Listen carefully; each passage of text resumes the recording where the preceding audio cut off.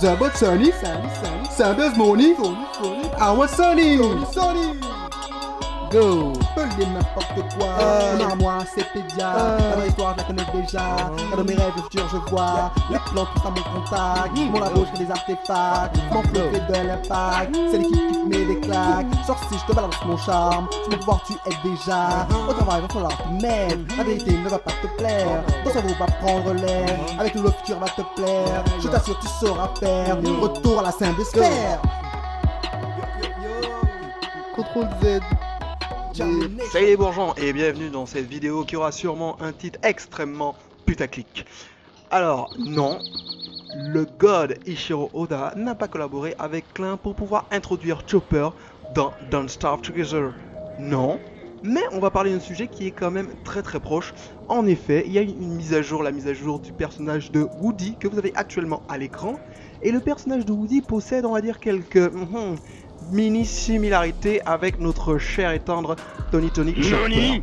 Alors tout d'abord, il faut savoir que Woody est un Canadien, de Canada, donc dans un pays froid, donc tout comme le pays de Drum, le pays des cerisiers de Chopper, mais la similarité ne s'arrête pas là. En effet, avant, Woody avait une petite particularité, c'était de se transformer en castor-garou, tel un Zoan. Mais avec la nouvelle mise à jour, on a quelques trucs encore plus intéressants. En effet, il faut le rappeler, Chopper, comme n'importe quel Zoan de One Piece, ont 3 transformations. La transformation, on va dire, animale, sachant qu'en plus Chopper est un animal, donc c'est sa transformation première. La transformation, on va dire, semi-humain, semi-animal, et la transformation humaine. Pour Chopper, la transformation normale, c'est celle du renne, une transformation qui lui permet d'aller très rapidement. Pour la transformation, on va dire semi-humaine, semi-normale, c'est une forme qui ressemble à un tanuki, et donc du coup, qui lui permet d'avoir une très forte intelligence. Et enfin, on va dire la transformation humaine qui correspond à la transformation animale pour les autres Zoan, c'est une transformation qui fait ressembler à une espèce de gorille. Et en fait, notre cher Woody, avec cette nouvelle mise à jour, a un peu cette, on va dire, cette similarité. Pour la transformation normale, c'est un humain. Voilà, tout ce qu'il y a de plus normal. Bonjour Woody, c'est très bien pour ça. Bonjour mon petit canadien. Mais, et là, on va avoir des petites similarités. C'est-à-dire que pour la transformation, on va dire, ultra rapide de Chopper, on a quelque chose qui ressemble à ça.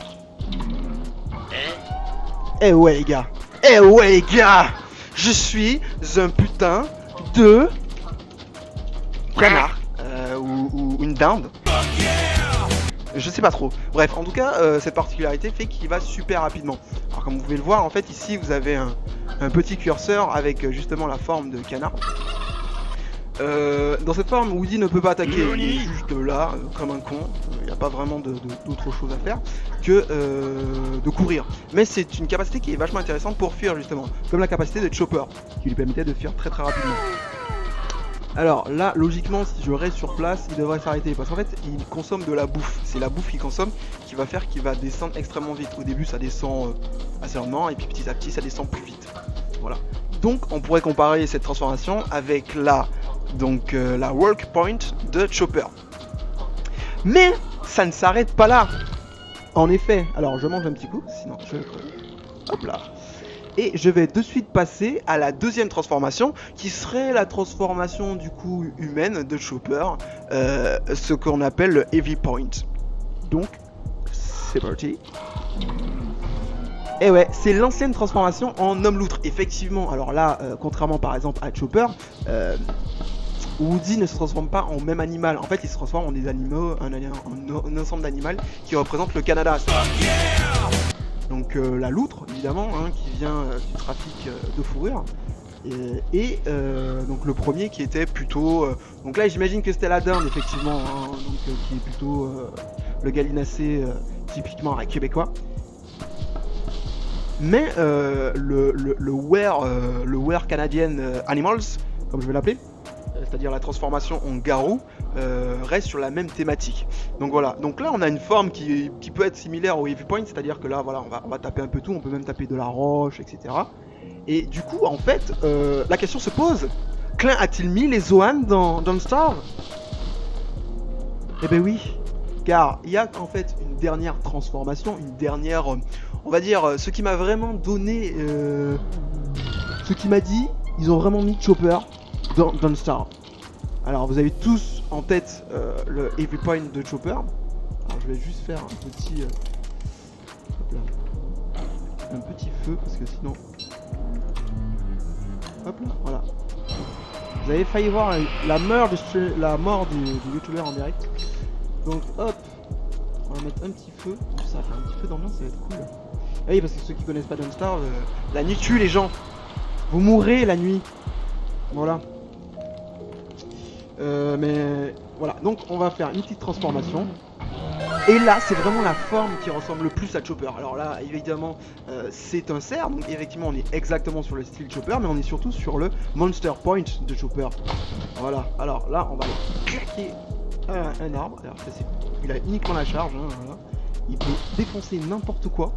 Et il a toujours sa petite tenue de Canadien, cette belle tenue de Canadien.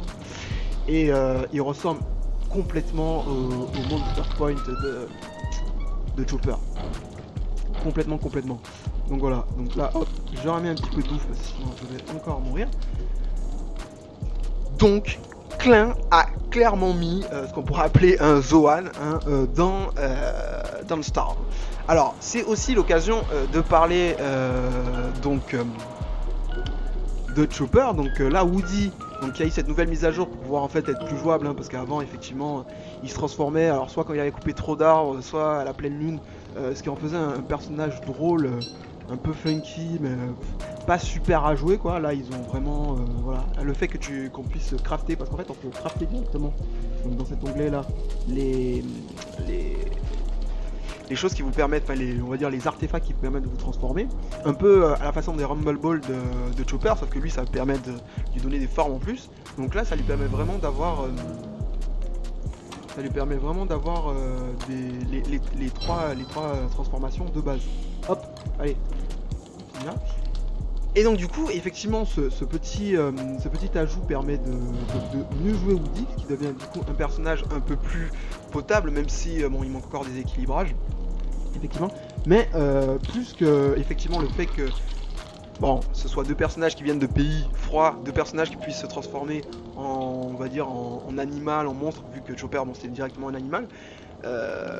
C'est aussi donc le style de jeu d'adaptable. En fait, Chopper, comme n'importe quel Zoan, c'est un style qui va s'adapter en fonction des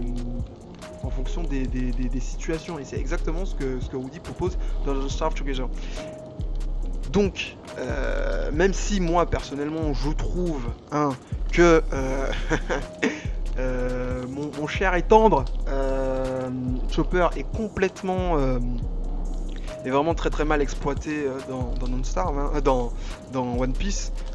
Voilà, ça c'est mon point de vue, surtout avec les nouveaux arcs, hein. Effectivement on voit qu'il est, voilà, il est médecin, mais bon, je déploie ce manque de focus sur le personnage, peut-être plus tard, hein. Oda seul c'est ce qu'il fait, mais c'est la capacité d'adaptabilité qui est la plus importante. Et chez les Germais, effectivement, parce que ça revient toujours à ça, c'est aussi la capacité d'adaptabilité qui est la meilleure. Donc si vous voulez être un bon Zoan, un bon Woody, il faut savoir être adaptable, avoir la différente, s'adapter en fonction des situations. Et cette phrase extrêmement énigmatique est le début non seulement d'un petit projet qui va arriver, mais c'est aussi le début des futurs vidéo gaming qui vont être dans l'univers post-apocalyptique, dans l'univers de la survie, un univers où il faudra être adaptable et il faudra faire en fonction des situations. Donc c'est sur ce magnifique paysage enneigé que je vous laisse et je vous dis à très bientôt sur la chaîne des Germais. N'oubliez pas l'abonnement, la cloche et le petit like. Allez, ciao ciao les bourgeons.